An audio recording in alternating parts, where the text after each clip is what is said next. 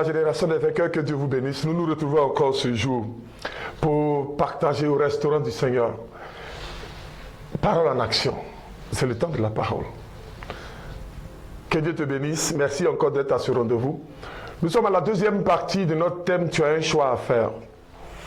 Et le verset sur lequel nous étions en train de partager, aujourd'hui c'est la deuxième intervention en ce qui concerne les choix. Et je prends ce Deutéronome 30, verset 19.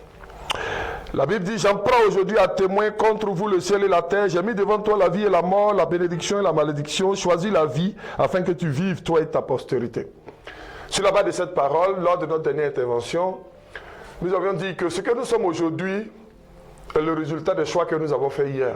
Et ce que nous voulons être demain, c'est aujourd'hui que nous devons faire ces choix. Mais la Bible dit que pour toute chose, Dieu met devant nous le choix. Il a donné son Fils unique à la croix afin que quiconque croit ne périsse point, mais qu'il ait la vie éternelle. Écoute, il a donné son Fils pour quiconque, pour tout le monde. Mais en même temps, il a laissé à chaque personne le choix de l'accepter ou de ne pas l'accepter. Il a mis l'enfer et puis il a mis le paradis. Il a dit encore à l'homme qu'il a un choix à faire. Donc, homme frère, ma soeur, nous avons des choix à faire. Ce sont les choix que nous faisons qui déterminent ce que nous sommes. C'est pourquoi il est important que tu puisses savoir comment faire tes choix. La dernière fois, nous avons vu 3 domaines dans lesquels nous avons des choix à faire tout le temps de notre vie. 3 domaines de notre vie. Nous avons vu en ce qui concerne le choix de ce que nous mangeons. Nous avons vu en ce qui concerne que nous avons le choix de ce que nous mangeons parce que nous devenons ce que nous mangeons. Nous avons vu aussi comment on appelle chaque circonstance qui vient vers nous et que chaque circonstance porte le nom et manifeste le nom que nous lui avons donné. Et la troisième chose, c'est qui est-ce que nous choisissons de recevoir dans notre vie. Quelle que soit la personne que nous recevons, quelle que soit la personne que nous recevons, cette personne peut nous communiquer la vie, peut nous communiquer la mort, peut nous communiquer la bénédiction et peut nous communiquer la malédiction. C'est pourquoi il est important, frères et sœurs, c'est pourquoi il est très important, cette question des choix est très important. Il y a des situations que tu traverses dans ta vie, tu ne comprends pas. Tu dis, je prie le Seigneur tous les jours, je fais ceci, j'adore, je vais au temple, je fais ceci, j'essaie dans l'église. Mais malgré tout cela, je constate que ça ne va pas. Mais je vais te dire, ce que tu es aujourd'hui est le fruit de tes choix d'hier. Et ce que tu seras demain, c'est aujourd'hui que tu dois faire les choix. C'est pourquoi il est important que tu puisses savoir comment faire les choix. Après cette partie que nous avons déjà vue, aujourd'hui nous allons partager un message qui a été inspiré du livre, à partir du livre Un autre esprit de l'apôtre Zacharie Adetola. Je bénis le nom du Seigneur pour la vie de cet homme de Dieu qui a été, est, et nous prions pour qu'il vive assez longtemps afin qu'il soit encore longtemps une source de bénédiction pour nous. Son livre Un autre esprit contient une richesse inestimable en termes de révélation en ce qui concerne comment avoir un autre esprit. Alors donc, ce jour, nous allons partager alors une parole. Et la parole que nous allons partager, le thème d'aujourd'hui que nous allons partager, c'est toujours les choix que tu as à faire, mais je peux lui donner comme sous-thème pourquoi, quels sont les moteurs des choix que nous faisons? Qu'est-ce qui amplifie, qu'est-ce qui influence les choix que nous faisons tous les jours? Il est important que tu saches que quand le diable vient, quand le sorcier de ta maison va venir, il ne va pas te tuer. Pour te tuer, il va t'influencer pour que tu fasses les choix qui vont te conduire à la mort. Homme frère, si tu manges beaucoup de sucre, ce n'est pas que tu as le diabète. Ce que le sorcier a fait, ce n'est pas de mettre le diabète dans ton corps, c'est de te pousser à manger du sucre. Parce que le diable est un manipulateur. Et il est important que tu saches qu'il travaille à influencer les choix que tu fais dans ta vie de tous les jours. Et chaque fois que tu fais un choix qui est en sa faveur, ce choix-là permet d'étendre son royaume et sa portion dans ta vie. Quand tu fais le choix de suivre Jésus et d'obéir à la parole de Dieu, alors le choix que tu as fait participe à étendre le royaume de Dieu dans ta vie. Ça, toi et moi, nous savons que selon que nous faisons des choix de suivre le diable, nous courons en enfer, nous courons vers les maladies inexplicables. Et selon que nous faisons le choix de Jésus, nous courons vers la vie abondante et la vie éternelle. Maintenant, là où le diable agit beaucoup et de façon sournoise, c'est au niveau des moteurs de notre choix. Parce que chaque jour que nous vivons, nous avons des choses qui influencent notre choix. C'est important que tu puisses savoir quel est le moteur de tes choix. Qu'est-ce qui influence tes choix? Parce que ce qui influence tes choix va déterminer quel choix tu fais dans la vie de tous les jours. C'est pourquoi il est important de savoir qu'est-ce qui influence, quels sont les moteurs de tes choix. À ce niveau de mon propos, il est important que tu saches, nous sommes à la période de Pâques. Aujourd'hui est vendredi de Pâques, juste avant la Pâques. Selon le calendrier, c'est aujourd'hui que Jésus va connaître une grande partie de sa passion, un grand moment de souffrance. Mais tout ce que Jésus-Christ de Nazareth, nous allons nous souvenir de cela, parce que ça a été déjà fait il y a plus de 2000 ans de cela. Et tout ce que Jésus a fait, les douleurs, les souffrances qu'il a endurées, le prix qu'il a payé de son sacrifice, écoute mon frère, ce sacrifice-là qu'il a fait a servi en grande partie à une seule chose, vaincre le monde. Écoute, au chapitre 16 du livre de Jean, l'évangile de Jean, chapitre 16, au verset 33, écoute ce que Jésus a dit. Il dit, je vous ai dit ces choses afin que vous ayez la paix en moi. Vous aurez des tribulations dans le monde, mais prenez courage, car j'ai vaincu le monde. Oh, vous aurez des tribulations dans le monde, mais prenez courage, j'ai vaincu le monde. Homme frère, Jésus est venu pour vaincre le monde. L'œuvre de Jésus-Christ de Nazareth qu'il a faite a pour principal objectif de détruire, de vaincre le monde. Et il dit qu'il a déjà vaincu le monde. Le monde, c'est quoi? Qu'est-ce que c'est que le monde? Chaque jour que nous parlons, nous disons le monde, le monde. Il est important que tu saches que quelqu'un qui porte de longues mèches n'est pas synonyme de monde. Quelqu'un qui a porté... Quelqu'un qui est en train de boire une bière, puis tu le regardes et puis tu dis, ça c'est le monde. Homme frère, ce n'est pas le monde. Ce sont des conséquences du monde. Parce que le monde, c'est quelque chose d'autre. C'est quelque chose de pernicieux. Ce pour lequel Jésus a vaincu. Ce pour lequel Jésus a donné sa vie. Le combat que Jésus a mené. Et quand il a dit qu'il a vaincu le monde qu'il a vaincu, il faut que tu saches que c'est un système de pensée. Le monde, c'est quoi? Le monde, c'est un système de valeurs. Un système de valeurs dont l'objectif est d'éloigner l'homme de Dieu. Le diable n'a pas changé de plan. C'est ça qu'on appelle le monde. Le monde, c'est le système de valeurs mis en place par le diable, géré par le diable, coordonné par le diable et ses suppôts, avec pour seul objectif d'éloigner l'homme de Dieu. Mais c'est quoi un système de valeurs? Un système, selon le dictionnaire, un système, pour le résumer, un système, c'est un ensemble de machines différentes qui font un travail différent, mais qui travaillent de façon ordonnée pour atteindre un même but. Quand tu vas dans une usine, les différentes machines qui sont positionnées pour, par exemple, l'anacade vient, le grain d'anacade rentre, il y a des gens pour trier les gros grains, les moyens grains, les petits grains. Ils font partie du système. C'est ça qu'on appelle un système. Quand ils ont fini de trier, les anacades vont dans la chaudière pour être cuits. Ça aussi, c'est une machine du système. C'est un élément du système. Ensuite, ça passe entre les mains d'une autre machine qui fait partie du système, qui se charge de casser, de concasser les anacades pour séparer la peau des amandes. Et puis ensuite, il y a une autre machine qui se charge, elle, de trier les amandes selon leur taille.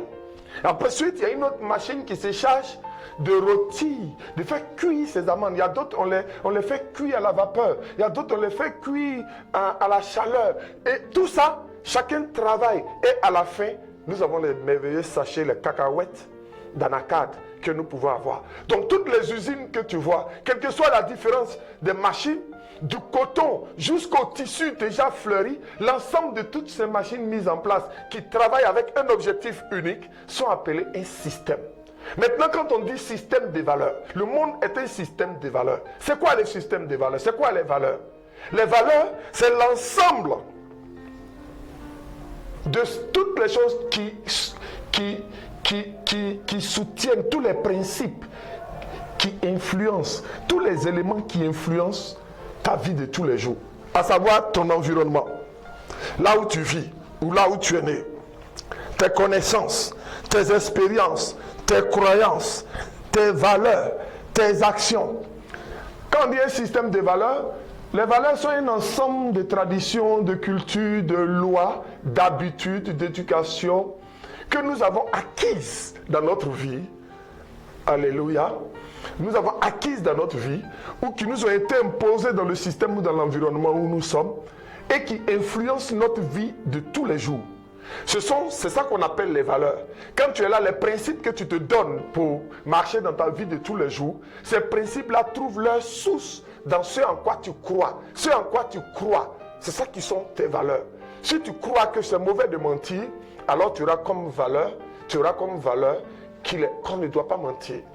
Si tu crois, ce en quoi tu crois chaque jour et qui sont les fondements des décisions que tu prends tous les jours, ce qui est le fondement de tes décisions de chaque jour, c'est ça qu'on appelle tes valeurs, ce en quoi tu crois. Tu crois à la loi est une valeur. Tu crois en des lois écrites, ce sont des valeurs. Des lois non écrites, ce sont des valeurs. Les traditions sont des valeurs. La culture sont des valeurs. Tes connaissances sont des valeurs. Tout ce que tu as acquis à l'école comme connaissances sont des valeurs. Des expériences de la vie sont des valeurs. Ce que l'éducation que tes parents t'ont donnée sont des valeurs. L'éducation que tu as reçue même dans la rue avec tes amis, eux aussi participent à tes valeurs. Et c'est l'ensemble de toutes ces valeurs qui déterminent tes choix de tous les jours. Donc quand la Bible dit, quand la Bible te montre que le monde, c'est un système de valeurs, c'est-à-dire un ensemble de valeurs que le diable a mis en place, dont l'objectif est de détourner l'homme de Dieu. Et quand Jésus est venu, il est venu pour détruire ce système de valeurs, pour instaurer un nouveau système de valeurs. Face au système de valeurs du monde, Jésus est venu avec un nouveau système de valeurs. Par sa mort et sa résurrection, par le don de son esprit, il nous a donné un nouveau système de valeurs. Et le nouveau système de valeurs est inclus dans sa parole. Ce sont les préceptes, ce sont les directives, ce sont les instructions, les orientations qu'il nous a données. Et sa parole contient tout ce qu'il faut pour nourrir, pour composer notre système de valeurs. Et ce système de valeurs que Jésus est venu offrir au monde pour ramener l'homme vers Dieu, c'est ce système de valeurs-là qu'on appelle le royaume. Quand tu attends dans la Bible, quand Jésus dit le royaume des cieux, il est en train de te parler d'un nouveau système de valeurs dont l'objectif est de t'envoyer vers Dieu. Donc, le diable a mis un système de valeurs pour séparer les hommes de Dieu. C'est ça qu'on appelle le monde. Et Jésus-Christ de Nazareth est venu par sa mort et sa résurrection donner un nouveau système de valeurs à l'humanité pour le ramener vers Dieu. Et le système de valeurs que Jésus est venu instaurer, alléluia, ce système de valeurs-là, c'est ce système de valeurs que nous appelons le royaume. C'est pour ça que face à ces deux systèmes de valeurs, il est important que tu puisses déterminer qu'est-ce qui, toi, dans ton système personnel de valeurs, qu'est-ce qui est de Dieu, qu'est-ce qui n'est pas de Dieu. Parce que ton système de valeurs détermine les choix que tu fais chaque jour. Et ce que tu seras demain est le résultat des choix que tu fais aujourd'hui. C'est pourquoi il est important que tu saches quels sont les moteurs de tes choix. Pourquoi est-ce que tu fais ce que tu fais? Pourquoi faites-vous ce que vous faites? Qu'est-ce qui motive? Qu'est-ce qui influence nos décisions et chaque action que nous posons?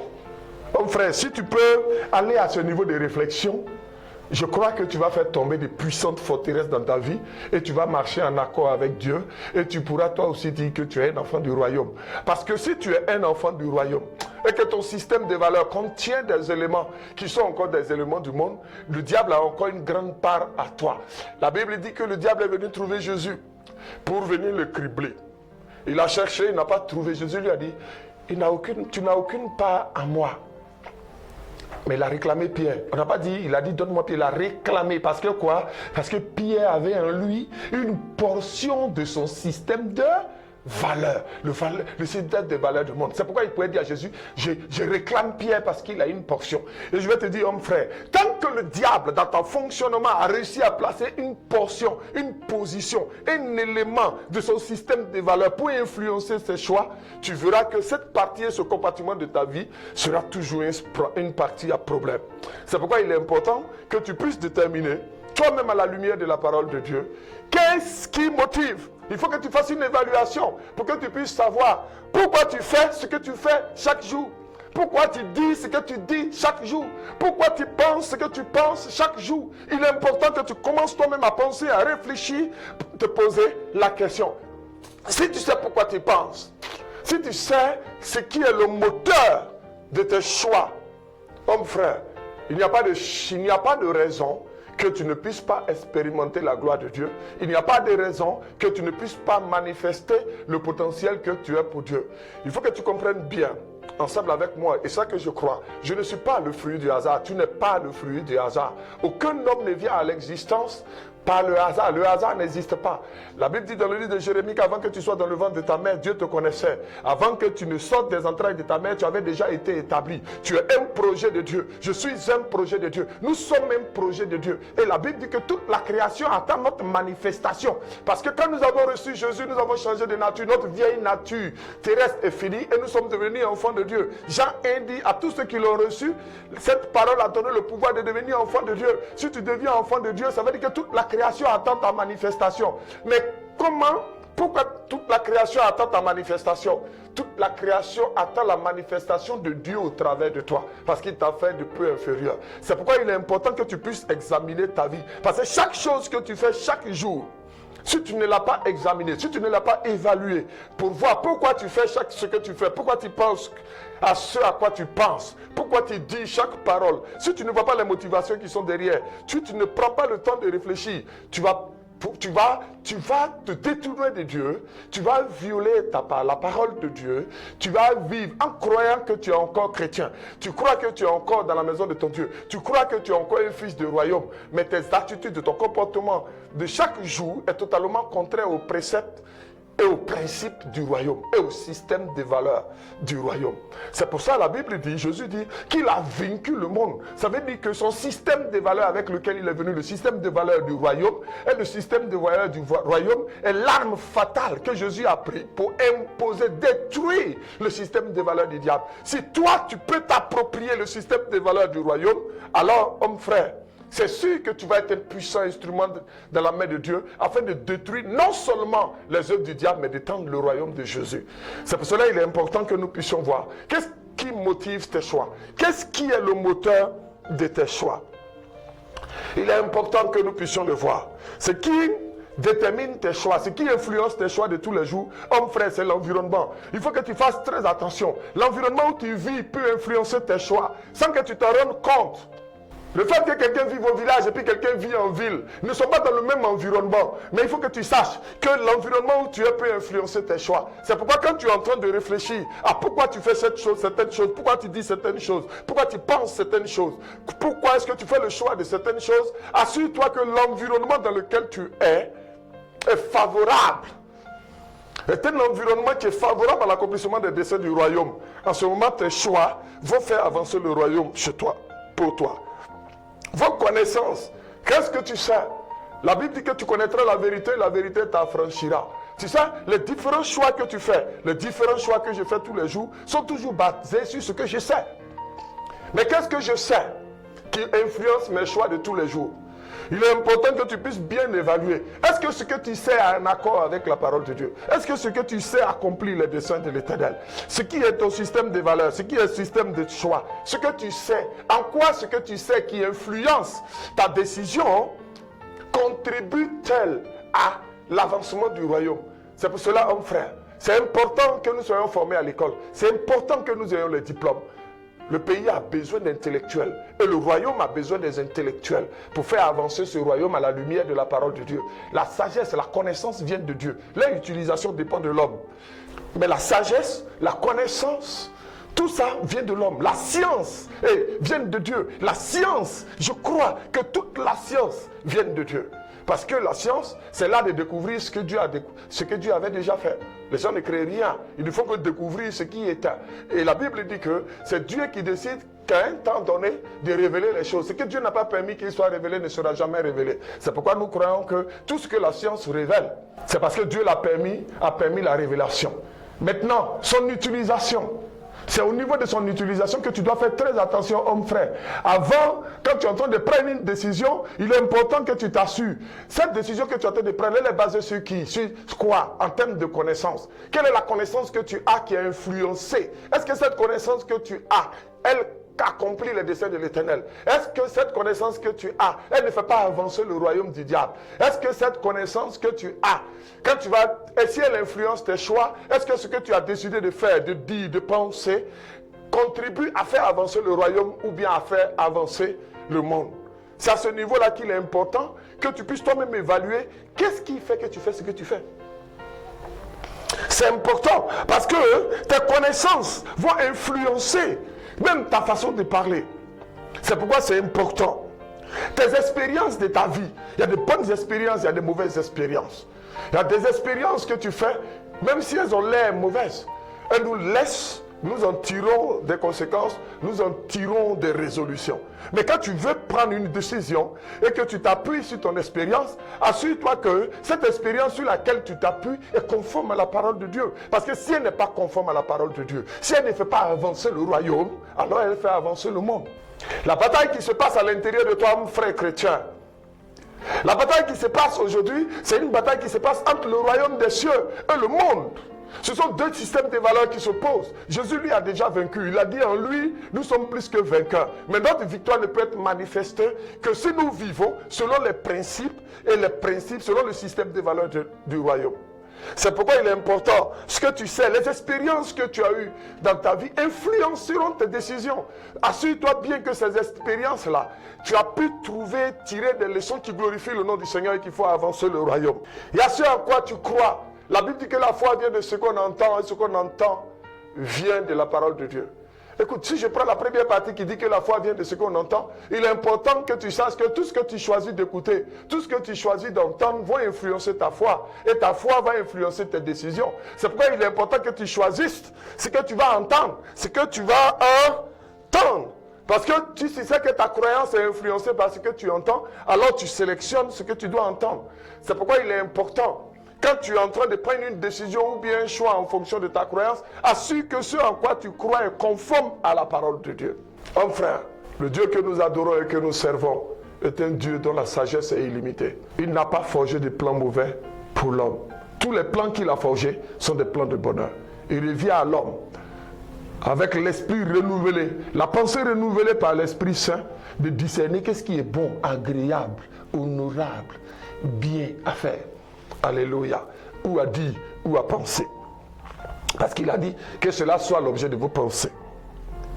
Vos valeurs, c'est-à-dire les choix que tu fais. Je n'aime pas le mensonge, je n'aime pas la saleté, je n'aime pas le retard, je n'aime pas... C'est un ensemble de valeurs, des principes, les principes que tu t'es donnés, l'ensemble des principes avec lesquels tu marches tous les jours. Est-ce que ces principes-là font avancer le royaume? Parce que ces principes que tu as et que tu te donnais, s'ils ne sont pas à la lumière des principes, du système de valeurs du royaume qui est basé sur la parole de Dieu, alors ils sont basés sur le système de valeurs du monde. En ce moment, tout ce que tu fais, tous les choix que cela va t'influencer, ce seront des choix qui vont faire avancer le monde. C'est pourquoi c'est important. Les actions que tu poses, pourquoi tu poses ces actions que tu poses? Si tu découvres pourquoi tu les poses, ces actions que tu poses, et que ce qui sous-entend le fondement de tes actions participe à faire avancer le royaume, tant mieux. Mais avant de faire les choix pour poser les actions, il est important que tu puisses réfléchir très sérieusement. Homme frère, le royaume des cieux, le royaume des cieux est notre victoire. C'est pourquoi le Seigneur Jésus dit, Cherchons premièrement le royaume des cieux et toutes les autres choses nous seront données. Parce que si tu connais le système de valeurs du royaume, oh, homme frère, les autres choses, tu ne les poursuis pas, elles viennent de façon automatique vers toi. Il est important que tu saches que le système de valeurs du monde est différent du système de valeurs du royaume. Je vais te donner quelques exemples. Très vite, pour que tu puisses voir un exemple du système de valeurs du monde, un système et un exemple du système de valeurs du royaume. Je vais prendre par exemple sur le plan de la justice. Là où le système de valeurs du monde dit il faut que celui qui a fait du mal soit condamné, le système de valeurs du royaume dit de lui accorder le pardon. Là où le système de valeurs du monde, le système de valeurs du monde fait la promotion de la liberté sexuelle, le système de valeurs du royaume donne une discipline. Le sexe, c'est dans le mariage. Je vais vous donner deux exemples très pratiques. Je m'occupe d'un ensemble d'enfants qui ont entre 12 ans et 18 ans. Ça fait plus de 4 ans que je les suis pour les garder vierges. Cette expérience que j'ai faite au bout de 6 ans, sur un groupe de 18 adolescents que j'ai pris à l'âge de 11 ans, j'en ai perdu 4 qui ont eu leur première relation sexuelle. Ces 4-là, dans l'entretien que nous avons eu, toutes les 4 ont eu, dans l'entretien séparé que j'ai eu avec ces 4 filles, elles ont eu leur première relation sexuelle, tout juste parce qu'elles se sentaient persécutées dans l'environnement où elles étaient. Elles se sentaient bizarres parce qu'elles n'avaient pas de relation sexuelle. Le monde a fait de telle sorte que la personne, nos enfants qui vont à l'école, aujourd'hui, quand il dit « je ne vais pas avoir de relation sexuelle jusqu'au mariage », il devient bizarre. Il devient la personne qui n'est pas dans l'ordre. C'est lui qui devient non normal. C'est lui qui est une anormalité dans l'environnement. Les autres le persécutent. Les autres lui disent « quoi? Depuis là, tu n'as pas encore eu de relation sexuelle? Mais c'est pas normal. C'est quoi? Est-ce que tu es en bonne santé? Il y a quelque chose qui ne va pas? » Non mais écoute. Et à la fin, nos enfants finissent par croire que c'est eux qui se trompent en se gardant chasse. C'est eux qui sont en erreur. Mais le monde est organisé de telle sorte qu'ils puissent présenter tout ce qui est mal comme quelque chose de bien et que ce qui est bien comme quelque chose de mal. Et ces filles ont dû avoir leur première relation sexuelle tout juste pour être acceptées dans l'environnement où elles sont. Ça, c'est ce qu'on appelle le système des valeurs du monde. Le système des valeurs du monde, il se présente sous cette forme, mais il se présente aussi sous la forme juridique. Aujourd'hui, la loi qu'on a votée sur le mariage dit que les hommes et les femmes ont les mêmes droits. Du point de vue des droits de l'homme, tu es heureux quand tu regardes cette loi. Tu dis, ah bon, c'est bon, on commence à aller vers la parité. Mais du point de vue des principes du royaume, le royaume dit que l'homme est le chef et la femme est son aide. C'est lui qui est la tête.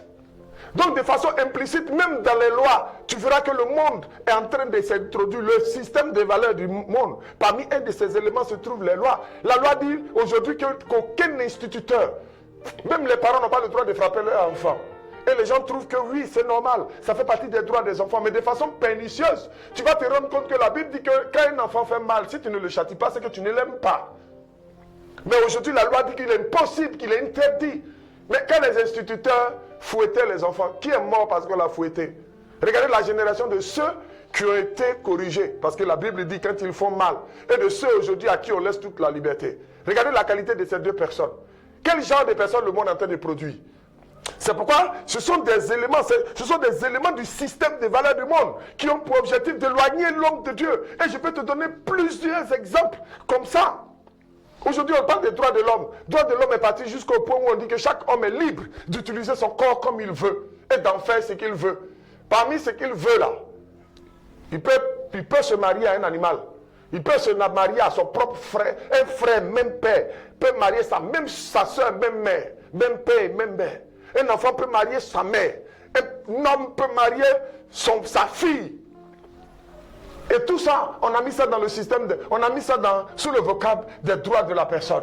On dit droits des minorités. Nous avons travaillé pendant des années pour défendre ces minorités parce que nous croyons que nous étions en train de défendre les droits de l'homme. Mais en réalité, ce sac composé des droits de l'homme est pernicieux. Il fait la promotion d'un ensemble de systèmes de valeurs qui sont des systèmes de valeurs du monde, donc diaboliques. Si tu ne comprends pas bien, si tu n'as pas le discernement pour bien voir ces choses, sans t'en rendre compte, tu seras un instrument pour faire avancer le royaume du diable. Même si la loi de ton pays dit que tu es même chose que ton mari, tu es au même niveau, que vous décidez tout, toi qui as l'esprit renouvelé, femme de victoire, toi qui as l'esprit renouvelé, tu dois bien savoir que la parole et la loi qui dirige ta vie de tous les jours, c'est le principe, c'est le précepte que le Seigneur a donné. Tu es l'aide et ton chef c'est ton mari, comme Christ est le chef de ton mari. C'est pourquoi c'est important. Pourquoi tu fais ce que tu fais? Pourquoi tu penses comme tu penses? Pourquoi tu agis comme tu agis? Pourquoi est-ce que tu parles comme tu parles? Quel est le système des valeurs qui dirige tes choix de tous les jours? Je veux juste appeler à la réflexion. C'est important que nous puissions réfléchir. Souvent, nous ne réfléchissons pas. Nous ne faisons pas Nous croyons qu'être spirituel, c'est éviter de réfléchir. Mais la parole de Dieu elle-même nous amène à réfléchir. Elle nous amène à faire des recherches. Si tu lis la parole de Dieu et qu'elle ne te pousse pas à réfléchir, c'est que ce n'est pas la parole de Dieu. Il faut faire très attention. C'est ça qui est le système des valeurs. Là où le royaume dit, là où on te dit, là où le système économique dit qu'on s'en fout, tout le monde doit être riche, chacun doit être riche. Tout le monde doit tout faire pour être riche et que les riches ne doivent pas donner aux pauvres. Pour être riche, il faut être égoïste. Quand on s'en va dans les séminaires de formation, dans le milieu des affaires, on vous dit non, ne dites pas aux gens que vos affaires marchent. Ça fait partie des principes. Vous devez cacher que vous êtes en train de devenir prospère. Quand vos affaires marchent, vous devez vous taire. Vous ne devez pas distribuer l'argent, vous devez économiser. On ne donne pas l'argent aux gens. Il faut garder. Il y a des endroits où on dit, écoutez, vos histoires de dîmes là, c'est une partie d'argent qui est partie. Non, ça ne va pas. Il faut garder. C'est ça qui font les principes de la prospérité dans le monde. Mais dans le royaume, la Bible dit que si tu veux avoir beaucoup, le pain que tu as, partage. Entre ces deux préceptes-là, est-ce que les deux préceptes vont ensemble? Non. Même si tu es un leader, que tu vas à des séminaires internationaux, il est important qu'au moment de faire des choix, tu puisses bien discerner les choix que tu entends de faire. Pourquoi tu le fais? Qu'est-ce qui fait que tu fais ce que tu fais? Qu'est-ce qui fait que tu penses ce que tu penses? Qu'est-ce qui fait que tu dis ce que tu dis? Est-ce que ce que tu dis, ce qui motive ce que tu dis, est pour accomplir le royaume de Dieu profondément le système des valeurs du monde ou le système des valeurs du royaume? Il est important que tu puisses définir clairement pourquoi tu fais tous ces choix. Et maintenant, je vais te parler, je vais partager avec toi 7 domaines de notre vie à surveiller. Ce sont des domaines très très importants et nous allons aller rapidement. Il y a 7 domaines. Le premier domaine où tu dois surveiller, parce que c'est là que le diable place. C'est là que le diable place. C'est là qu'il influence. C'est 7 domaines. Il aime agir dans ces domaines. C'est pourquoi chaque fois que tu vas te trouver dans ce domaine, il faut que tu sois éclairé par la parole de Dieu. Le premier domaine que tu dois surveiller, ce sont tes pensées. Parce que tous les mots que tu vas dire vont venir de tes pensées. Est-ce que c'est important? La Bible dit à Matthieu 12, verset 34, « Car c'est de l'abondance du cœur que la bouche parle. » Oh frère, tes pensées, c'est que ton cœur, tout ce que ta bouche dit vient de là. Donc tu dois surveiller qui contrôle tes pensées. Qui se trouve aux portes de tes pensées? Qui est celui qui influence tes pensées? Ça c'est important. C'est très très important. C'est totalement important. Il faut que tu comprennes que celui qui contrôle tes pensées contrôle tes décisions de tous les jours. Lors d'un enseignement que nous avons reçu, il nous a été dit, et je partage, que l'âme d'un individu est divisée en 3 parties. La porte de l'âme d'un individu, ce sont ses pensées. Le corps de l'âme, ce sont ses émotions. Et les membres de l'âme, ce sont nos décisions.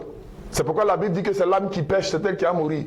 Parce que c'est l'âme qui éprouve les émotions, c'est l'âme qui décide de pécher. Avant que le corps ne fait que manifester ce qui avait déjà été décidé au niveau de l'âme. Homme frère, ce que tu laisses entrer dans les portes de la pensée sont de ta responsabilité. C'est pourquoi quand le diable parle à la porte de ta pensée, que le Saint-Esprit parle à la porte de ta pensée, il est important que c'est la pensée que tu auras accepté de recevoir, ce sont ces émotions que tu vas éprouver, et les émotions que tu vas éprouver vont déterminer la décision que tu vas prendre. Et la décision que tu vas prendre, soit elle a fait avancer le royaume de Dieu dans ta vie, soit elle fait avancer le royaume du diable dans ta vie et dans la vie des gens qui sont autour de toi. C'est pourquoi il est important que tu puisses suivre tes pensées. Parce que les paroles qui vont sortir de ta bouche vont venir de tes pensées. Il faut que tu surveilles tes pensées. Fais attention à ce que tu as comme pensée. Chaque fois que tu vois beaucoup de choses viennent à la porte de tes pensées, il faut que tu fasses très attention. Tu as le choix de quelles pensées tu acceptes. Tu ne peux pas définir celles qui vont venir à la porte de ta pensée, mais celles que tu acceptes relèvent de ton choix. Et c'est parce que tu as le choix que tu vas être jugé. C'est pourquoi il est important que tu fasses très attention à ce à quoi tu penses. Pourquoi tu penses ce que tu penses? Ah, j'aime cette question et la forme de cette question que l'apôtre Zacharie, comme il a posé. Deuxième domaine de ta vie que tu dois surveiller. Il faut surveiller tes mots, parce que tes mots vont devenir des actes. Tout ce que ta bouche dit là, ça ce sont les précurseurs des actes que tu vas poser. Josué 6, verset 10 dit, Jésus avait donné cet ordre au peuple. Vous ne criez point, vous ne ferez point entendre votre voix. Il ne sortira pas un mot de votre bouche jusqu'au jour où je vous dirai poussez des cris. Alors vous pousserez des cris. Alléluia. Alléluia. Les mots, quand ils ont poussé les cris, ils sont en guerre. Quand ils ont poussé les cris, la muraille est tombée. Donc on a dit de ne pas parler pour parler. On ne parle pas pour parler. 2 Rois 18, verset 36 dit, le peuple se tut et ne lui répondit pas un mot, car le roi avait donné cet ordre. Vous ne lui répondrez pas. La Bible aussi dit, en Proverbe 23, verset 7, car il est comme les pensées de son âme. Donc c'est important. Il faut que tu surveilles les mots qui sortent de ta bouche. Parce que ce que tu penses va devenir des mots. Donc quand le mot sort, tu dois assurer tu es au niveau de la pensée. Tu n'as pas gagné la bataille. Et que c'est rentré. Et que cette affaire éprouvé une certaine émotion. Et que tu as pris une décision. Quand ta bouche a fait sortir, au niveau de où ça sort de ta bouche, tu as encore l'occasion de saisir, d'examiner pour voir si ça fait avancer le royaume ou si ça fait avancer le monde. C'est en fonction de ça que tu vas choisir. Ce que tu as à faire ou bien ce que tu as à dire. Alléluia. C'est pourquoi il est important. C'est vraiment important. Troisième élément qu'il faut surveiller. Surveillez vos actes quand ils deviennent vos habitudes. Écoute, si tu n'as pas surveillé, si le mot est sorti, le mot là va devenir acte. Si au niveau des mots, si tu n'as pas pu contrôler au niveau de la pensée, que ça devenir un mot, que tu n'as pas pu contrôler au niveau des mots, alors, quand ça va devenir un acte, il faut que tu contrôles l'acte. Chaque instant, tu dois être en train d'évaluer à chaque niveau pour que tu puisses découvrir. Si tu n'as pas pu découvrir au moment où c'était encore une pensée, tu peux te ressaisir au moment où ça devient une action en l'évaluant toujours sur la base du système de valeurs du royaume. Sur les choix que tu fais, vont te communiquer la mort. Si tu choisis le système de valeurs du monde, il va te communiquer la vie si tu choisis le système de valeurs du royaume. Donc, il est important que tu contrôles tes actes, que tu les évalues.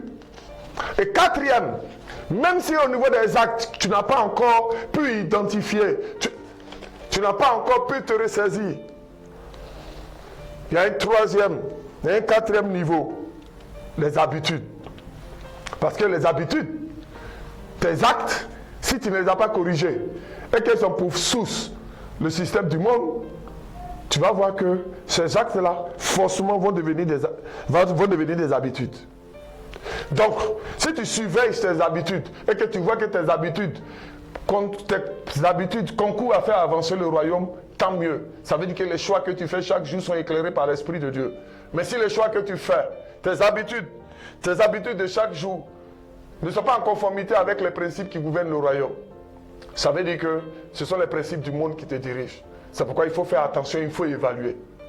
Et jusqu'à ce niveau de tes habitudes, si jusqu'à là tu n'as pas encore vu, alors il te reste une dernière porte. Parce que les habitudes que tu as vont devenir tes valeurs. Quand ça a rentré pour devenir tes valeurs, eux-mêmes là, ils deviennent une forteresse et ils rentrent dans le système. Donc quand ça va devenir tes valeurs, si les valeurs, quand au moment où ça va devenir des valeurs, quand ça va devenir des valeurs, ça devient une forteresse. C'est pourquoi il faut faire très attention. Si ça devient une forteresse, si c'est une forteresse pour le royaume, alors ce serait une forteresse pour l'avancement du royaume des cieux. Mais si ça devient une forteresse, si ce n'est pas pour le royaume, alors ce que tu auras pensé, ce que tu auras fait, le choix que tu auras fait, alléluia, ce choix-là va te transformer. Quand ça va devenir maintenant une valeur, ça va devenir une valeur qui va s'ajouter au système des valeurs qui va t'éloigner de Dieu. Et tu vas voir que quand ça va devenir une valeur, ça t'éloignera plus du royaume des cieux. C'est pourquoi il est important que tu puisses surveiller tes valeurs. Tes valeurs. C'est jusqu'au niveau des valeurs, il faut que tu saches. Ce sont les valeurs qui vont faire ta personnalité. Ça veut dire que la personnalité que tu vas manifester tous les jours trouve son fondement dans les valeurs. C'est pourquoi quand tu fais des choix, il faut faire très attention. Parce que les choix que tu fais, ce que tu penses, ce que tu choisis de penser, va agir sur tes émotions et va sortir sous forme de décisions et ces décisions vont devenir des actes. Ce qui va devenir des actes, vont devenir ces actes-là. Si tu ne les as pas bien gérés, que tu n'as pas évalué ta vie, ça va devenir des habitudes. Si tu n'étais pas occupé pour identifier que dans les habitudes, parce que les habitudes sont le résultat du choix. Tes habitudes que tu as, si ces habitudes-là envoient la mort dans ta vie, ne participent pas à l'avancement du royaume, alors il faut faire attention, parce qu'après ça va devenir des valeurs. Quand ça va devenir des valeurs, alors ça va devenir ta personnalité. Si tu n'arrives pas à surveiller ta personnalité, ça va agir maintenant sur ton destin. Parce que c'est ta personnalité qui détermine ton destin. Et Mensa, le docteur Mensa Otabil a prêché un message où il a dit le futur prédictible. Ça veut dire qu'on peut savoir où tu vas aboutir simplement en voyant le choix que tu es en train de faire aujourd'hui. On n'a pas besoin de prophétie, on n'a pas besoin de dormir pour avoir un songe. Si tu prends un car à la gare AVS, comme il a dit, et que tu prends un ticket de 6 000 où c'est écrit Abidjan, on peut déjà dire que tu t'en vas à Abidjan. On peut dire, en le disant, on n'a pas prophétisé. C'est clairement établi, puisque tu as pris le ticket. Donc on sait que tu vas à Abidjan et que tu vas aboutir à Abidjan. C'est la même chose. Les choix que tu fais peuvent nous donner la certitude de ce que tu vas devenir.